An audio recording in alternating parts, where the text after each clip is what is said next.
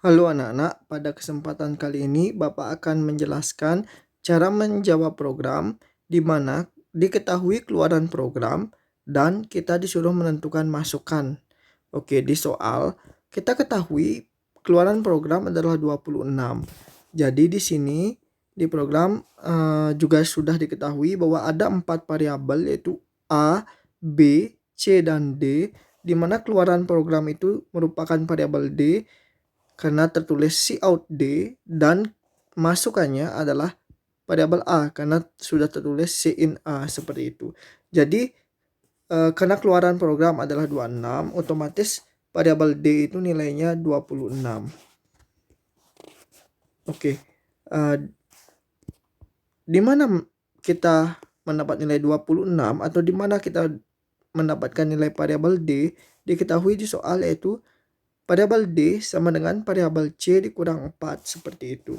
Jadi untuk jenis soal seperti ini, maka cara menjawabnya seperti ini. Jadi variabel C sama dengan variabel D, D kan nilainya 26 ditambah 4 seperti itu. Jadi kita balik. Kalau misalnya variabel D sama dengan C kurang 4, jadi variabel C adalah variabel D ditambah 4 seperti itu. Kalau misalnya dikali, maka kebalikannya adalah bagi. Kalau ditambah maka dikurang, kalau dikurang maka ditambah, atau kalau misalnya dibagi maka dikali seperti itu. Jadi kita dapatkan hasilnya 26 tambah 4 sama dengan 30. Setelah itu, nilai variabel C didapat dari nilai variabel B dikali 2. Maka seperti yang Bapak bilang tadi, maka dibalik. Variabel B sama dengan variabel C, kebalikan kali adalah bagi. Variabel C ini nilainya 30. 30 dibagi 2 sama dengan 15 seperti itu.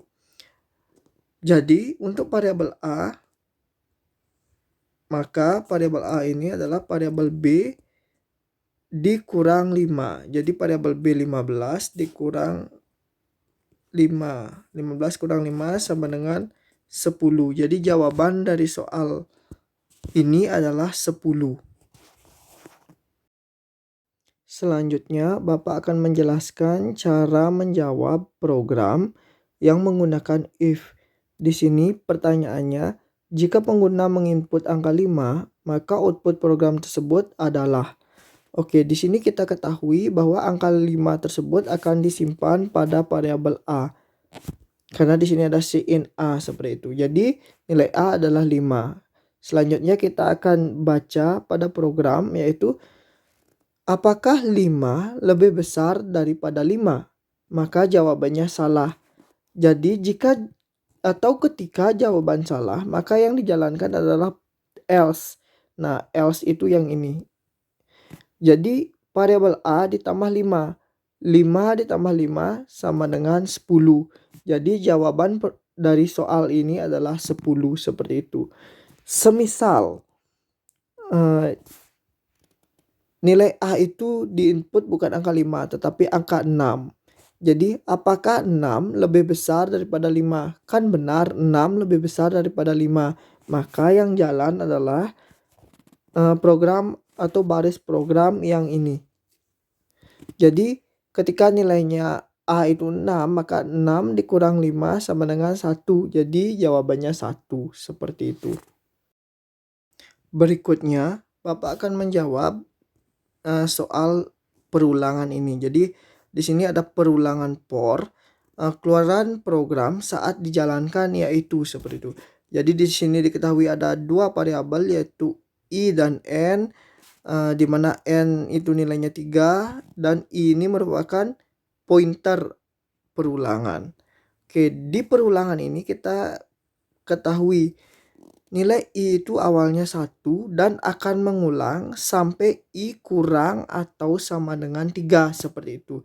Dimana ketika berhasil mengulang, I itu akan diinkremen atau ditambah 1. Jadi dari 1 akan menjadi 1 tambah 1 yaitu 2 seperti itu. Oke. Kita ketahui nilai N itu sama dengan 3.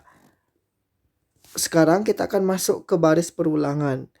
I itu pertama yaitu 1. Jadi apakah 1 kurang atau sama dengan 3? Kan benar. Jadi Cout N, berarti N itu ditampilkan atau dikeluarkan. Jadi nilai N pertama itu 3.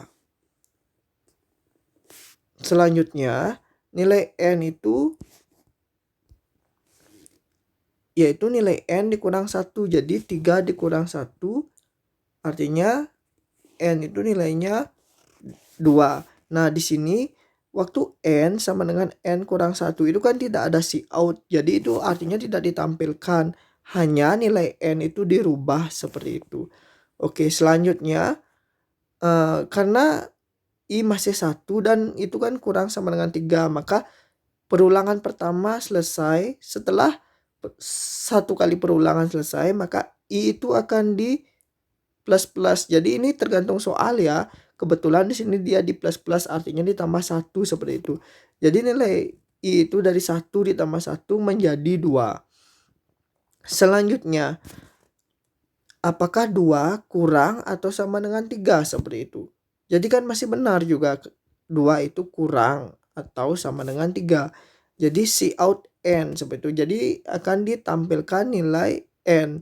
Oke, nilai N sekarang itu adalah 2. Jadi akan ditampilkan 2 seperti itu. Selanjutnya nilai N itu akan dirubah atau diupdate menjadi N kurang 1. Jadi 2 dikurang 1 artinya 1 seperti itu. Maka perulangan kedua selesai. Selanjutnya nilai I akan ditambah dari 2 menjadi 3 seperti itu. Selanjutnya kita cek lagi. Apakah 3 kurang atau sama dengan 3? Kan benar, 3 itu kurang atau sama dengan 3. Maka akan ditampilkan juga nilai N di Cout N ini. Jadi nilai N sekarang itu adalah 1. Selanjutnya nilai N akan dirubah. 1 dikurang 1 sama dengan 0 seperti itu. Nah, pengulangan ketiga selesai, maka I akan ditambah ditambah 1. Jadi 3 ditambah 1 sama dengan 4. Selanjutnya kita cek apakah 4 kurang atau sama dengan 3. Nah, 4 itu kan tidak kurang dan tidak sama dengan 3. Jadi pernyataan itu salah, maka perulangan selesai.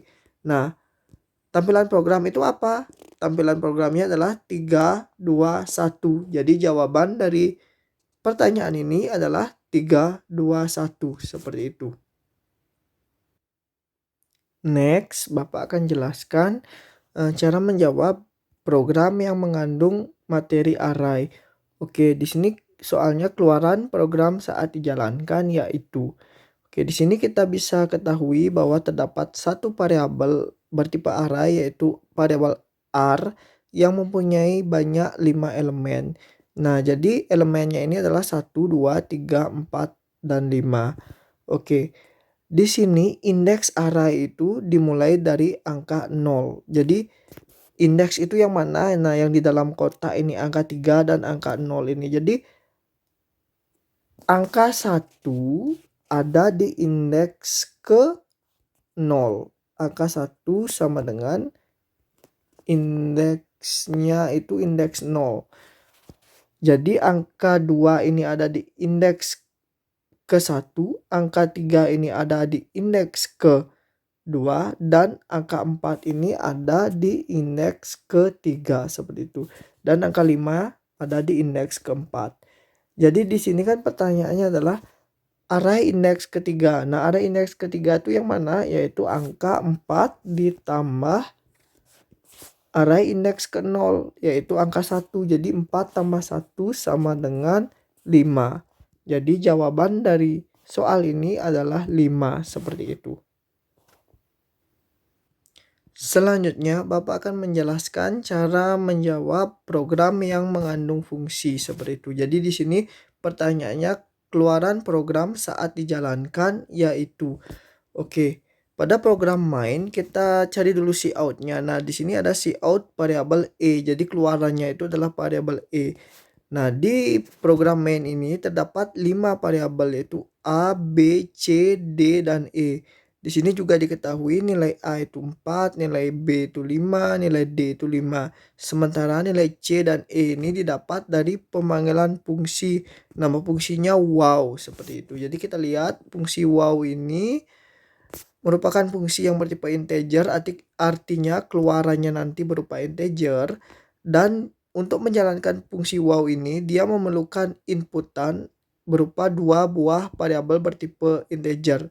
Oke, di sini diberi nama X dan Y. Jadi kita kembali ke program mainnya. Di sini terdapat nilai variabel A itu 4 dan B itu 5.